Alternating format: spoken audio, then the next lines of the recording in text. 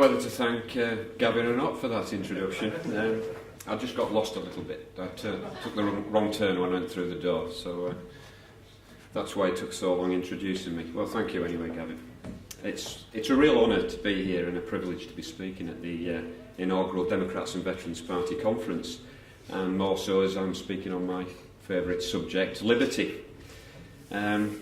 We in the United Kingdom are truly blessed. Our history, when objectively viewed, is one which we can be proud of. From the Great Charter in 1215, which was alluded to by our previous speaker, Godfrey, the creation of a parliament, the acceptance of our rights, protected by habeas corpus, and our precious common law. Our history is one that has demonstrated a culture which strives to protect, preserve and defend the rights of the individual against an overzealous ruling class. Free-thinking and free-acting individuals whose freedom has been protected by our common law have been the foundation of our success as a nation.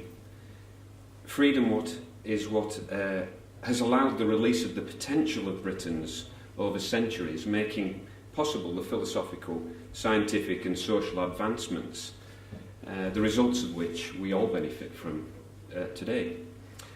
Our industrial revolution and the innovations and ingenuity of our people has bequeathed to us a nation where we enjoy, yet we take for granted, simple things: sanitation, clean water, electricity, gas delivered to our homes, vehicles in which we can very quickly travel around, plentiful food, and access to healthcare and medicines which were beyond the imaginations of my grandparents or generations that preceded my grandparents.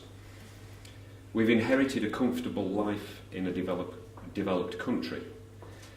But this comfort, this comfortable normality, it didn't just happen.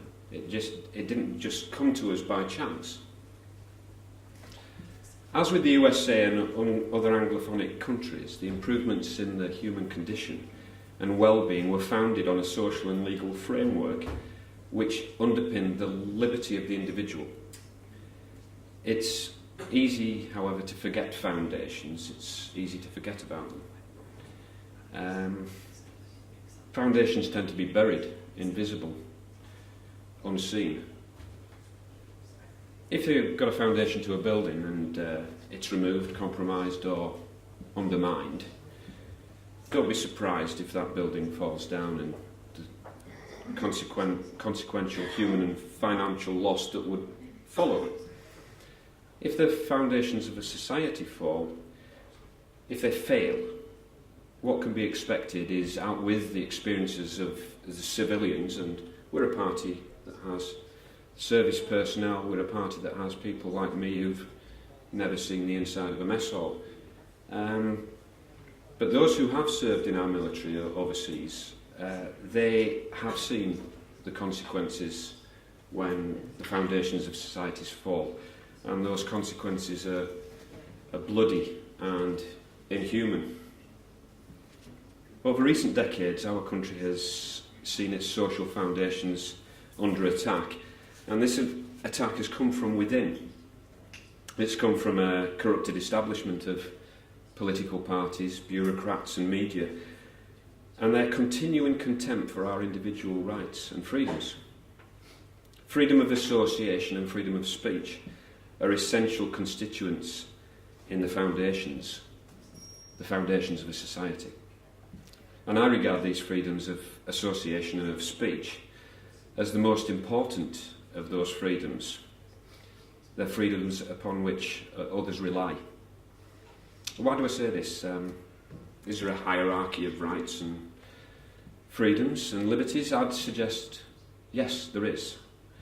And I submit that at the top of this hierarchy sits the freedom to speak our thoughts and to assemble and meet with people to share those thoughts. Godfrey came out with quite a number of historical references. He went back all the way to Matilda, I think, or maybe even a little bit before, but I'm going to outdo him here. This is slavery not to speak one's thought. That's a quotation from Euripides from the 5th century BC. Yes, the Greeks understood the importance of this freedom, freedoms which have proved inconvenient to authoritarians, dictators and religions throughout history. Whilst our current crop of pseudo-academics, bureaucrats, politicians and so-called journalists seek to destroy English common law and denigrate it as an oppressive branch of the patriarchy or whatever linguistic tricks they use today, we need to challenge this narrative. English common law is one of the most supreme achievements of the human race, and we should never shirk from defending and protecting it. Freedom to speak and exchange ideas, to criticise, to challenge and, yes, to offend and insult, these are the freedoms that protect us from ideologues and their dogma. Free discourse is our mechanism to protect ourselves against the totalitarianism that follows from unchallenged ideological dogma.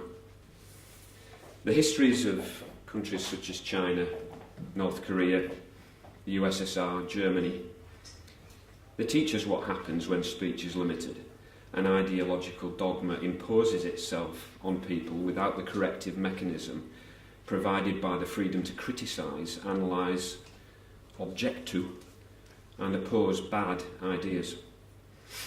These freedoms are now being attacked in the UK by the very people who we pay, when we pay through the nose, to protect these freedoms. Our politicians, academics, news media and, more recently, other institutions such as the police.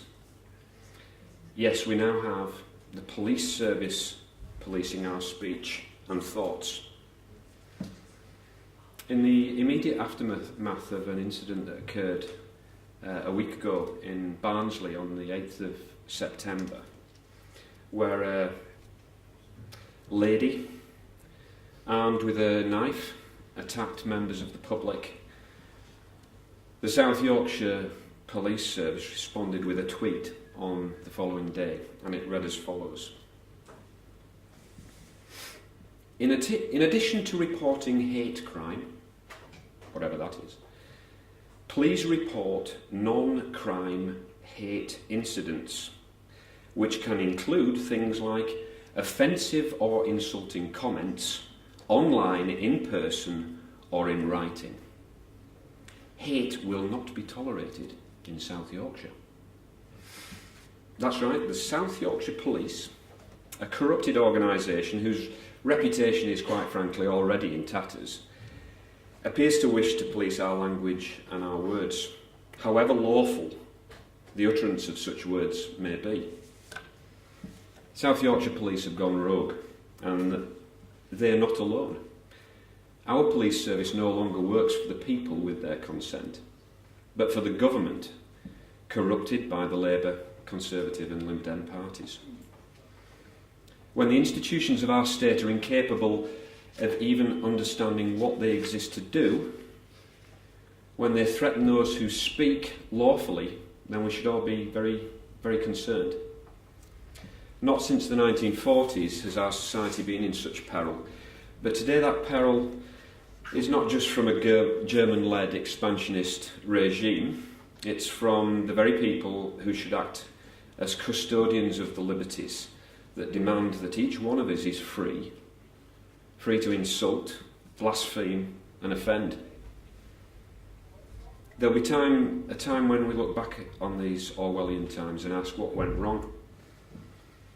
When adults who occupy positions of authority no longer have the ability, bravery to understand simple biological truths that a boy is a boy and a girl is a girl, then things have gone very wrong indeed. And in the meantime, in defence of liberty, it is our duty, all of us, to confront the peril, challenge the lib-lab con, and that's the purpose of the Democrats and Veterans Party. If you value liberty, join us and help us defend and protect it. there's no greater duty that we owe to the generations that will come. We've heard from Godfrey Bloom, a stoic defender of liberty, and later in the conference we're going to hear others speak on other matters relating to our liberties. A more detailed explanation of common law. We've had a good explanation in the historical context from Godfrey Bloom today, and we'll get some more from a terrific speaker tomorrow on common law. Also on our enshacklement to the EU, which has always been illegal. I think we're all of a similar view on that in this room. And the other issue, which I believe is one of the most crucial and critical current political issues, and that's the integration of our military and the command and control of our military, and the handing over of the command and control of that military to foreign powers. You really can't make up what's happening at the moment. So, now's the time to speak out. Now, not tomorrow, not next year. Now's the time to speak fearlessly. Speak your thoughts. Now's the time to stand up and defend our liberty, which has been so hard fought for. Thank you.